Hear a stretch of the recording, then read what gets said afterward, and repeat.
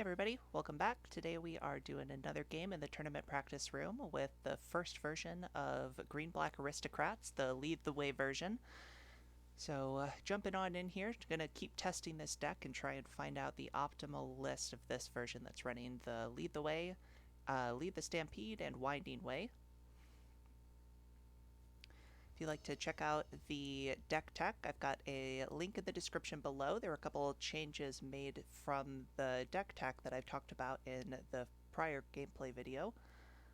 If you'd like to know more about that, feel free to check it out. This is a pretty risky hand, but as long as they're not going to bolt our elves, we're looking good. I'm going to keep this. It is pretty risky, but we are at least going to be able to see what they're on. Some kind of green, blue something. Let's make this full screen. Alright. So turn 1, we are just going to throw out the Elves of Deep Shadow. We did draw the Jaspera Sentinel there, but I think that this creature is going to stick around. Of course, we could see something like, ooh, it's a Tron deck. Okay, so this is one of the decks that we struggle with a bit here. So let's see if we can get one up on him by just getting off to a really quick start here. So I'm going to play out the Jaspera Sentinel so that I have access to more mana later. We only have one forest, but that is going to be okay with the mana dorks in this deck. By running the mana dorks and a low land count at only 17, we are able to keep our creature count really high. Alright, prohibit, and we'll just pass it back. Definitely better that that gets countered than our Winding Way. So potentially if they go to tap out here, we're probably going to Winding Way, because that's going to get us really good value. Potentially we could also just go Young Wolf and Groff. That's going to put on more pressure. So they have access to just one mana, but it could be of any color here. Another Jaspera Sentinels. I think that what I want to do here is to get the Groff going. It is a little bit unfortunate that I don't have access to another mana, because then I could also get a Mortician Beetle down to get a counter off of its trigger, but I think that it's going to probably just be best here to get this Groff out here to start putting some pressure on them. So do Bayou Groff. We will sacrifice our Young Wolf. And I'm not expecting a counter spell here of any type. Alright. So we will just ship it back, and hopefully we'll be able to swing in for a good bit of damage next turn. If we get lucky here, we're going to be able to get under them before they start getting insane card advantage off of Muldrifters, off of Flickering Stonehorn Dignitaries to just keep us off of our attack step for multiple turns. So looks like they're still looking for something, so we probably aren't going to see too much. Excuse me, my throat is really dry. We're probably not going to see any kind of counter spells on our turn. Oh, that is an island. Okay, so maybe we are going to be seeing some counter spells here. Let's just start off with this Young Wolf here, because we're not really particularly concerned if that gets countered. Alright, that goes through. And let's go for another Jaspera Sentinel here, because ideally I would like to get this Carrion Feeder to resolve. So if they counter this here, I'm not going to be too upset. They might be inclined to counter this if they have the counter spell, just because they see that I only have one forest, but these mana dorks are coming in really handy right now. So let's throw out this Carrion Feeder, and we'll see if it sticks. If we were going to see a counter spell, if I were them, I probably would have countered that Jaspera Sentinel right there, just because of our startlingly low land here. If they are able to do something like main deck Cannonade, we would be left with 2 creatures on the battlefield, but then just 1 land, which we can't really do anything with other than just cast more mana dorks, more Young Wolves, if we top deck those. So swing it in here for 7, and then next turn I'm probably going to sacrifice this Young Wolf at the end of turn to power up this Carrion Feeder, get our 2/2 into attack mode. Alternatively, we could wait until my turn, to play out the Mortician Beetle and give it a counter also, but I really want to just start putting the pressure on here, so that's what we are going to try and do. I got a ghostly, oh, ephemerate, okay, that's really strong. So we're not going to be able to win this next turn here, so they are very likely going to be able to start fogging us out or something. I guess notably what this deck is really missing, in addition to obviously not having any main deck removal, we are missing a way to go over the top of Tron, so that's potentially something to be thinking about as I'm testing this deck here. I'm not entirely sure what to do about that, other than maybe just hope that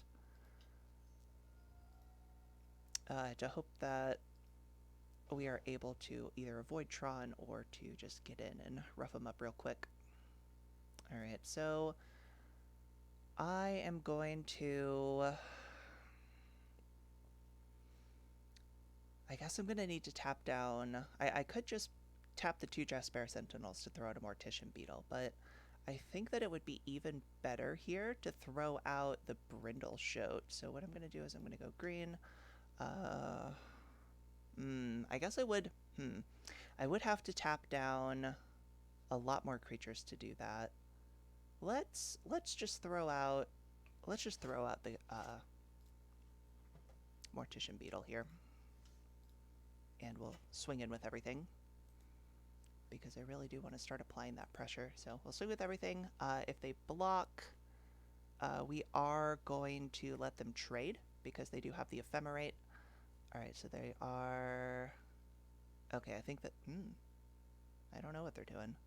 Okay, so they're blocking there. We will sacrifice. And let's sacrifice this Jaspera Sentinel here. We have one in our hand, and we are wanting to attack with a lot of our creatures here, so I would rather sacrifice off that Jaspera Sentinel than one of our better attackers. Alright, so they get the rebound here. They are choosing to not block, although if they did not block this, let's see, would I have been able to kill them? I don't think I would have. I would have only been able to do 2 extra damage. We got another Muldrifter. And let's see if they're gonna like flicker it or something. I'd imagine they're digging for like a moment's peace right now, because we are probably going to just be representing lethal just every single turn here. Okay, so we're able to steal game 1 against Tron. That's always good because this is a pretty tough deck for us to beat. Do I want the Gleeful Sabotages? I think it probably wouldn't hurt to bring one of those in, and then take something out. Let's just take out something that is a little bit, you know, I'm gonna pull out just one of these Mortician Beetles and send it back.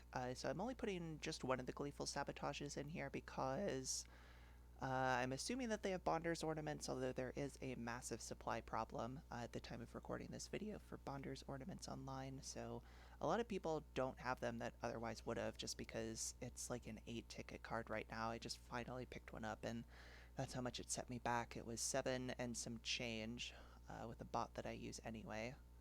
Alright, so this is rough, but I am going to keep it because we can go Brindle Shoat into Bayou Groff, and we're really going to need to hit some black mana here.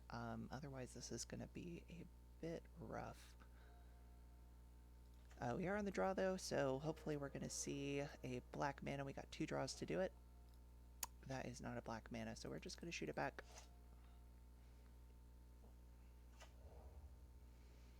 So turn 2, we are going to be Brindle Shoating. And we'll see what they're going to do here on turn 3. Green and colorless. They're probably going to filter for something. Blue. Alright, Impulse. Yep, we're not applying any pressure here. We're just going to be able to swing in for 1 and then Bayou Groff, but then we do have 8 power on the board. Alright, so they only have access to 1 mana. They are 2 away from Tron. Oh, we're just getting all the forests here. Alright.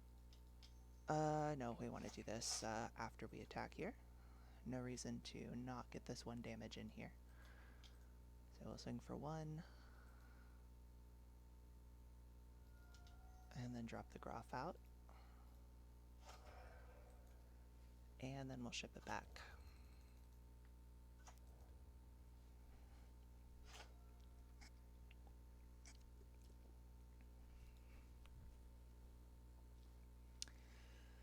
So let's see, they do have 2 Tron lands now.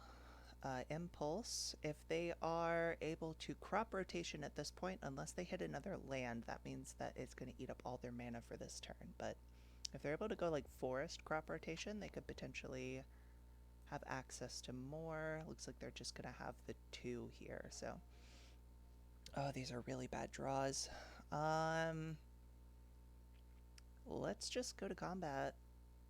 And then, let's see, we're going to take them down to probably 12 here, unless we're going to see a Moment's Peace. If they do have a Moment's Peace, this would probably be a reasonable time to use it. So then the question is, am I going to play this other Groff here? Because, let's see, it costs 5. You know what? I'm just going to hold this Groff in my hand, and if I don't draw something else to do next turn, or if I don't draw a Young Wolf or a Brindle Shoat, or a Nest Invader, or anything like that, I am just going to hardcast this Groff here. Okay, so they have the Dignitary going. That is no good for us. I am going to Winding Way here, because I'm most likely going to hit a 1 mana green spell is what I was just about to say, but we've clearly seen that that is not what's happening here. We will just go Brindle Shoat, and then hope that they're not going to be able to blink us into oblivion here. If they go Tron Land, Mnemonic Wall, Ghostly Flicker, I think we just lose.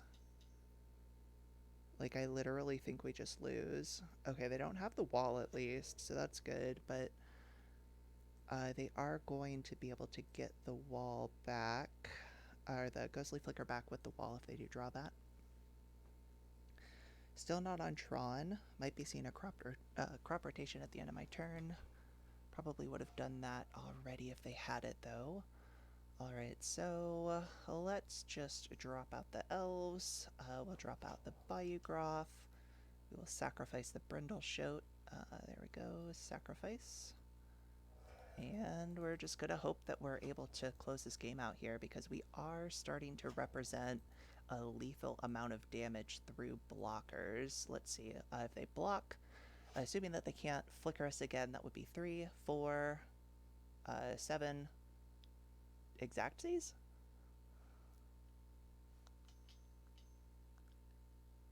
Oh, that's a Muldrifter. Oh my goodness, I thought that was another Ghostly Flicker. So they don't have another Tron land, because they would have definitely played it down before they did the Muldrifter in case they hit a Ghostly Flicker. So if we just attack with everything this turn, do we just win? I guess there's no reason to play that right now. So if they block here, let's just double check this one more time. We got 6, 7, 12. Let's see if we can do it.